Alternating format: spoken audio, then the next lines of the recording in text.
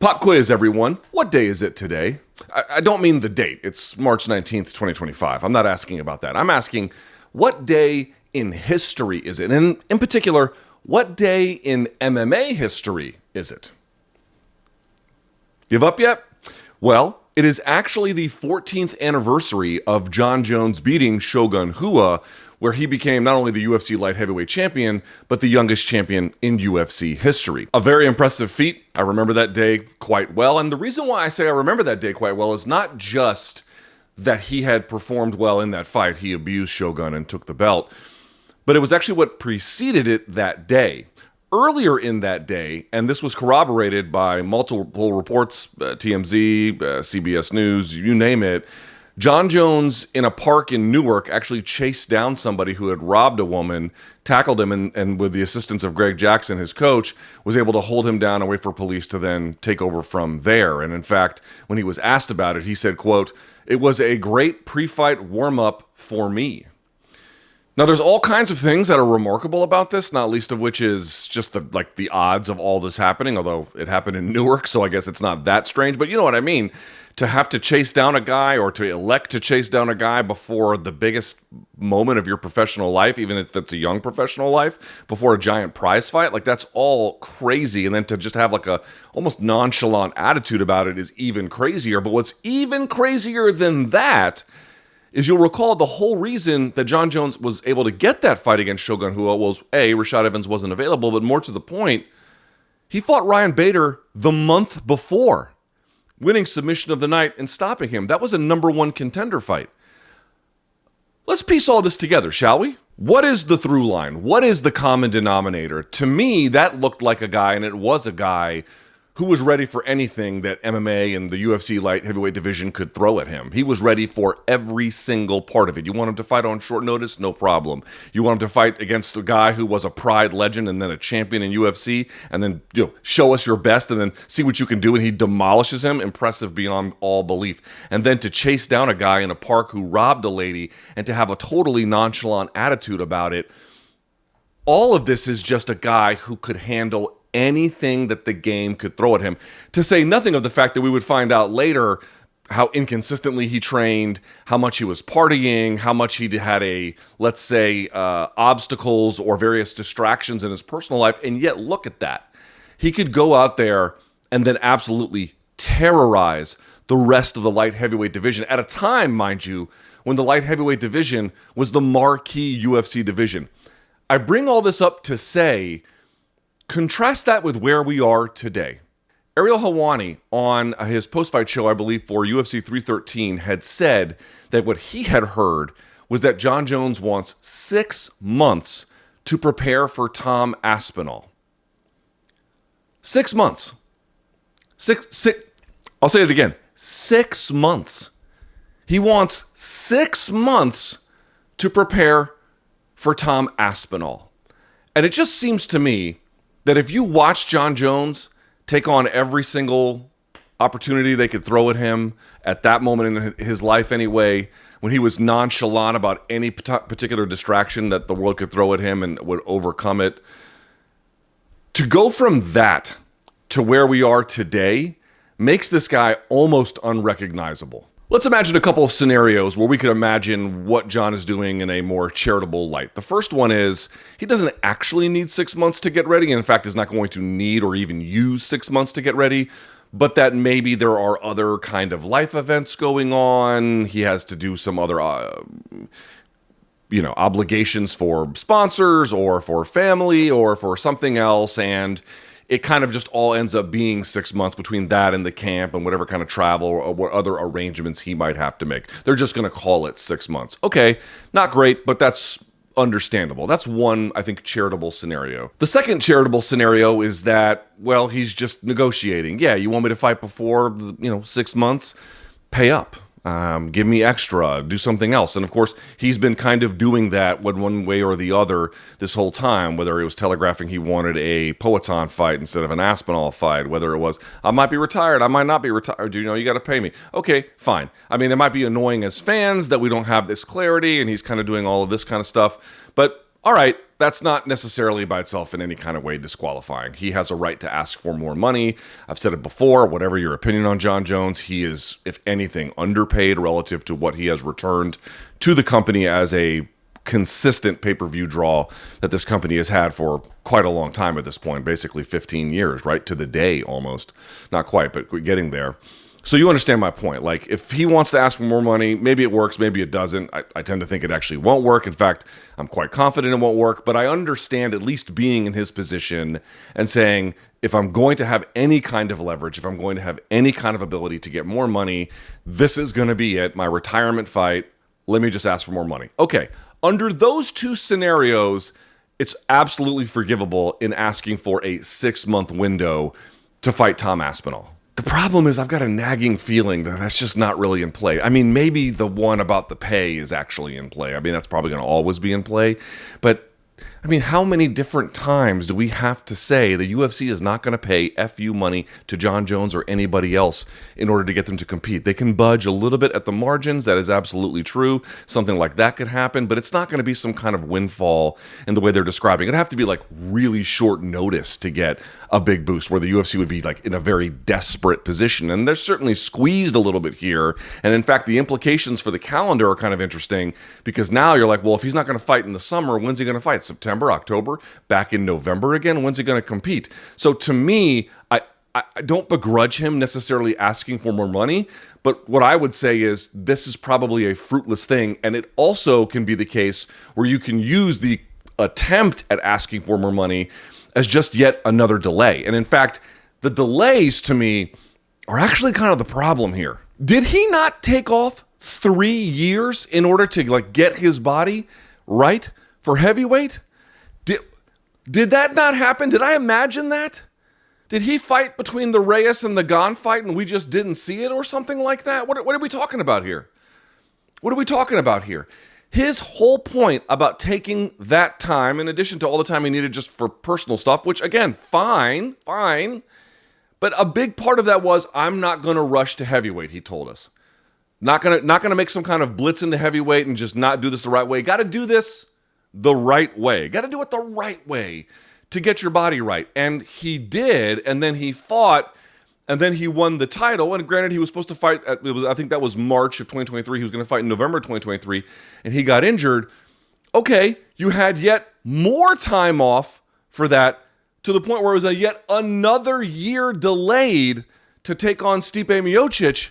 And now we're looking at, again, it's hard to know exactly what they might do with the calendar, but if we're already talking about this fight not being until September, we're already 10 months past that fight with Stipe at UFC 309. Potentially, even another year if he waits for that November card where they go back to New York. How much fucking time do you need? It just doesn't sound plausible. It doesn't sound realistic. It doesn't make sense. Again, there could be those other scenarios aforementioned, but this one, like, you need 6 months to prepare for the guy when you've had basically 4 years of uninterrupted time to either get ready or get healthy again, which is also part of getting ready, because that would just bleed right back into the camp for Miocic if you know what, like, putting all that time together. Another 6 months isn't going to make a difference. There might be a component around needing that 6 months not merely to train, but okay, some weight change. He weighed in at 237 at UFC 309. I think the last time Tom Aspinall weighed in, which was UFC 304, he weighed in at 251. So maybe Jon wants to adjust his weight. Maybe he wants to get a little bit lighter. But if you want to get a little bit lighter, you don't want to give up too much weight against a guy like Tom Aspinall, right? Because when I say get lighter, I don't mean like to give up bulk necessarily against Tom, but to make sure your speed is where it needs to be against a guy at 250 who can be quite explosive. Or maybe it's the opposite. You want to put on a little bit of weight in order to match the bulk and the heft that Tom Aspinall is going to offer. But like, even then, how much are you really going to put on? And is that even necessarily a good idea? Some of that might be a good idea, but you're already at 237.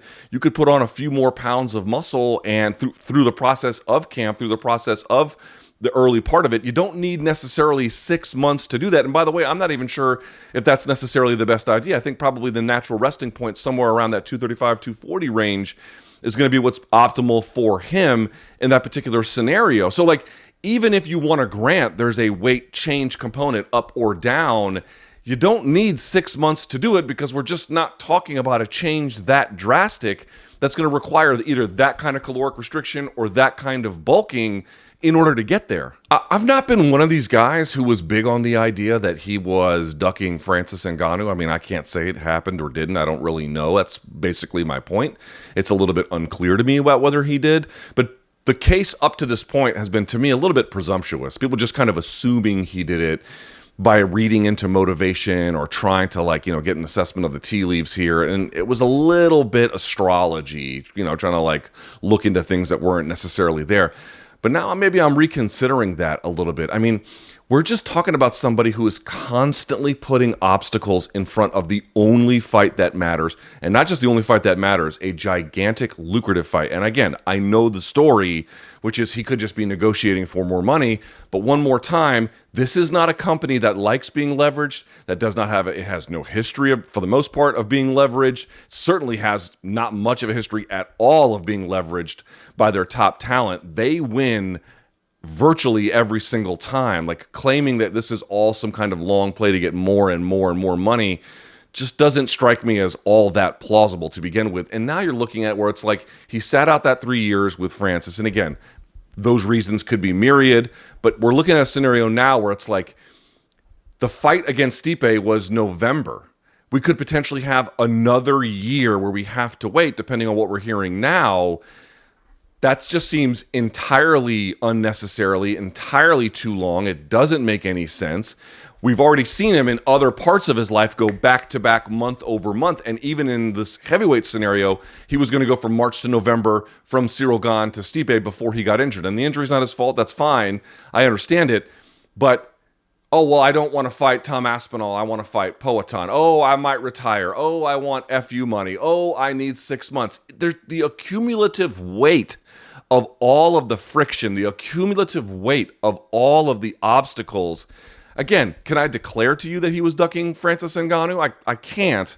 But the accumulative weight at this point of this friction that he introduces, these obstacles he introduces, and then the plausible deniability that is expected because it's all some kind of claim to get more money, FU money, when we know they just don't do that kind of a thing, it's becoming a lot less plausible to me than it once was. It's becoming a lot less likely that he was just doing it, because I have to totally get right for heavyweight. That certainly plays a role, but the degree to which that affected the timing, and it has nothing to do with Francis, I'm becoming a lot less convinced that's true. Now, there's one other scenario to consider here, which is this might be his retirement fight. And if it's a retirement fight, he has obviously a great role in determining when and where it takes place. I don't, in theory, have an issue with that. In fact, you could look at the case of somebody like Bud Crawford. Bud Crawford has basically made it clear, and I interviewed his coach, Bomac,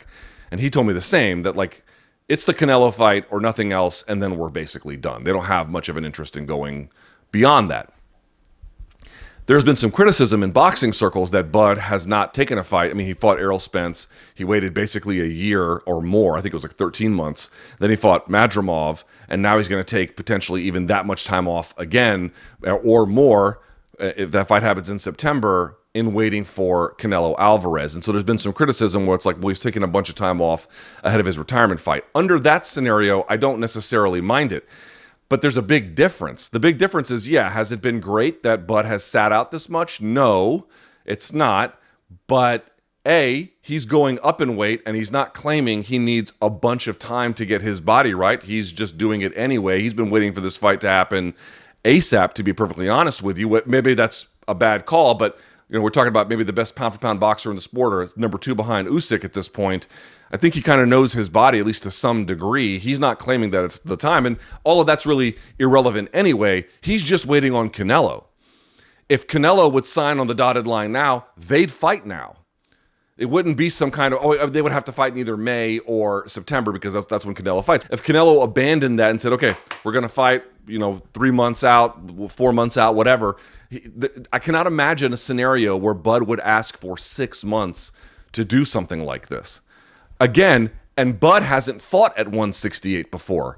John's been at heavyweight since March of 2023 after a 3-year layoff. I understand wanting some time and the terms at which he's earned to have a retirement fight that is more in keeping with his schedule. Believe me, I get it. I do believe he has been underpaid. Trust me, I believe that.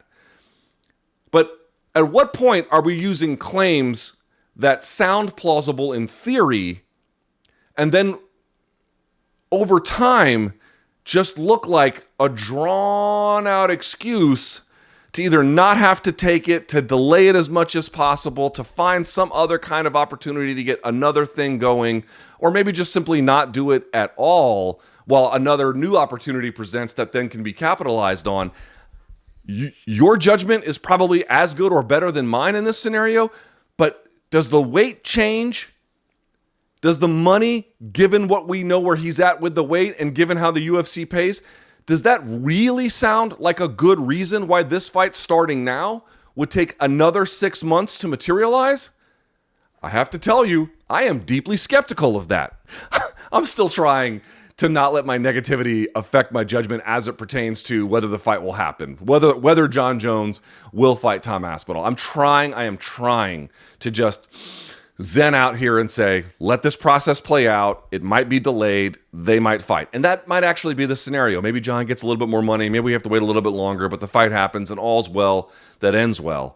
But in March of 2011, you just had someone who, it was duck hunt the way he was playing the MMA game. You line him up, he was knocking him down. We need you to fight next month, go do it. And then not only go do it, win the title and stop another guy, rob another person in the park on the exact same day after already dispatching the number one contender ahead of it. We've gone from that to, after a 3-year hiatus, plus another year hiatus, plus potentially another year hiatus, 6 months to get right for a guy that you've known was there all along? I don't know if I believe that.